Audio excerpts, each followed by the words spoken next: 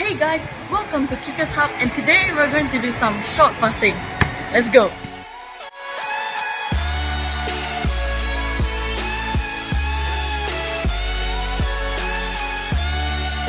Short passes are usually kept low to quickly get the ball to your teammates, reducing the risk of losing possession of the ball. Positioning. Your supporting foot, which is the one not kicking the ball, should be placed beside the ball around 15 centimeters away. Place your supporting foot on the left side of the ball if you're kicking with your right foot, and vice versa if you're kicking with your left foot. Striking the ball. Turn your kicking foot outward of an angle of about 90 degrees. Bend your knee slightly and lock your ankle when making the pass.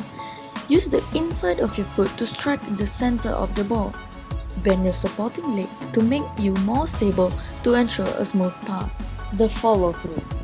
Swing your kicking foot towards the target right after making contact with the ball. This follow-through will determine how powerful your short pass would be. Therefore, if you want a more powerful pass, you should do a more powerful follow-through.